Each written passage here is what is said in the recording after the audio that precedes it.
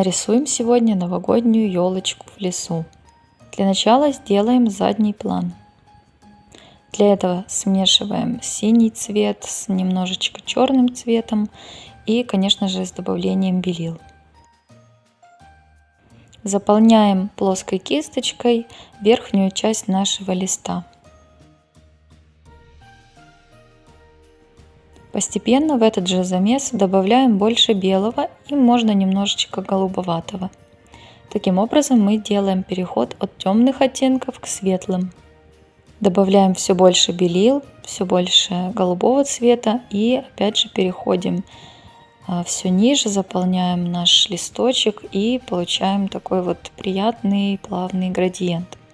При необходимости я вытираю кисточку, промываю ее, снова вытираю и потом просто как бы смешиваю верхнюю часть краски с нижней.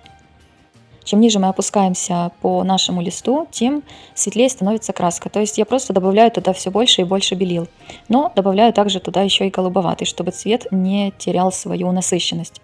Так как мы добавляем белила в цвет, цвет постепенно становится все более бледный, и поэтому я немножечко, дабы уравновесить этот момент, добавляю туда еще голубой. Темно-синим, темно-голубоватым я прокладываю заранее тени для наших елей, которые будут стоять на заднем плане.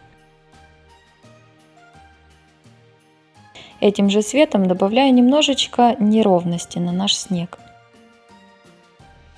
Более темным синим ставлю оси для наших будущих елочек. Просто для того, чтобы ориентироваться, где они у нас будут находиться.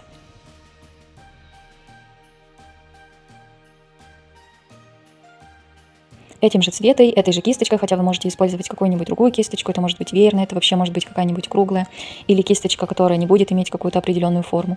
Но мне сейчас вот захотелось использовать именно плоскую кисточку, поэтому я воспользуюсь ею.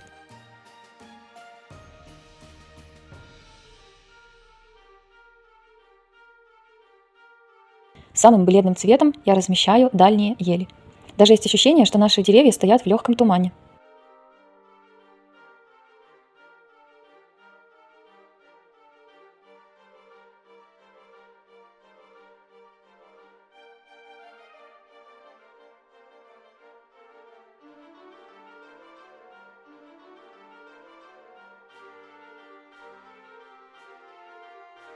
Здесь мне не хватает немножечко теней, добавляю их с помощью все тех же темно-синих оттенков.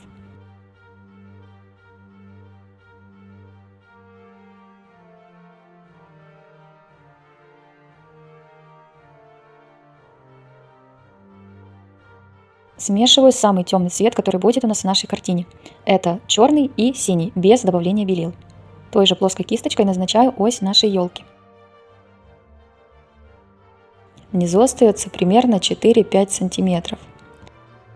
Плоской кисточкой я создаю ветви и форму для нашей будущей елки, для нашей главной героини. Сверху она обязательно будет узкая, снизу будет идти на расширение.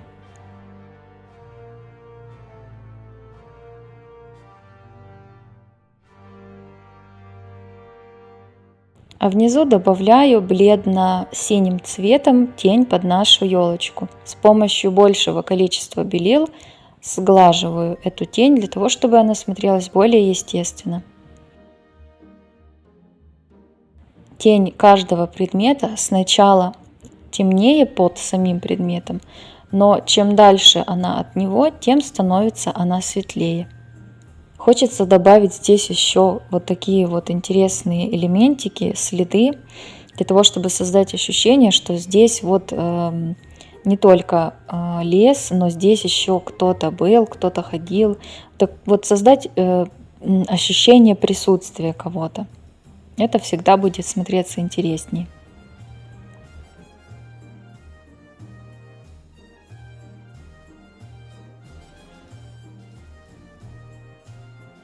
С помощью все тех же самых оттенков синего и черного я делаю подложку для нашего снега. Всегда обязательно начинаю сначала с более темных, для того, чтобы вытянуть потом наш снег наружу. Если вы понаблюдаете в зиме, как выглядит снег на елях, вы обратите внимание, что самые темные участки, они всегда находятся как будто бы немножечко глубже, как будто бы немножечко дальше. И так оно и есть. Вот все, что темная, например, кора на дереве, она всегда находится чуть-чуть в глубине. Сверху находятся те элементы, которые более выпуклые, которые ближе всего к источнику света. Именно поэтому они освещены, именно поэтому они такие светлые.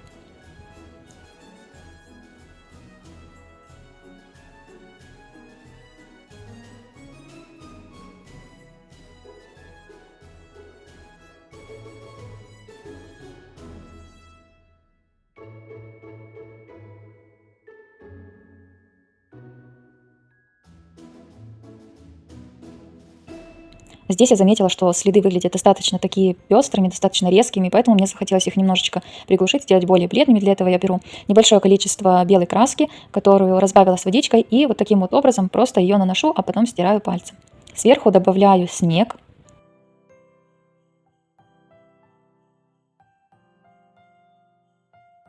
Нарисуем небольшую звездочку.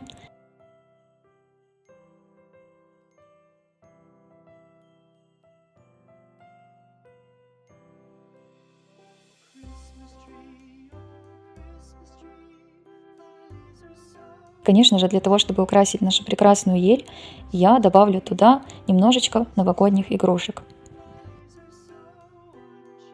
Вы можете сделать такие игрушки, которые хотите вы, такие цвета взять, которые нравятся вам. Я взяла красный, желтый и голубой. В конце придаем чуть больше снега чистыми белилами и можем теперь снять скотч.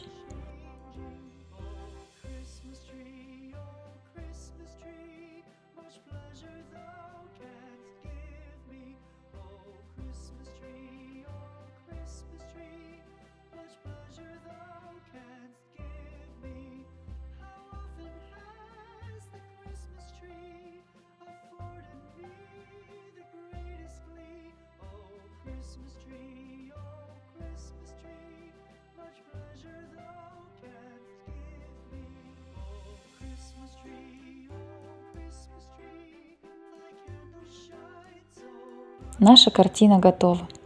Друзья, желаю вам успехов в творчестве. Рисуйте вместе со мной, пишите свои комментарии, пишите, как у вас получаются ваши картины, какие у вас получились новогодние елочки. Подписывайтесь на наш канал, ставьте этому видео лайк, ставьте колокольчик, если хотите получать уведомления о новых роликах. И до встречи в новых видео. Всем пока!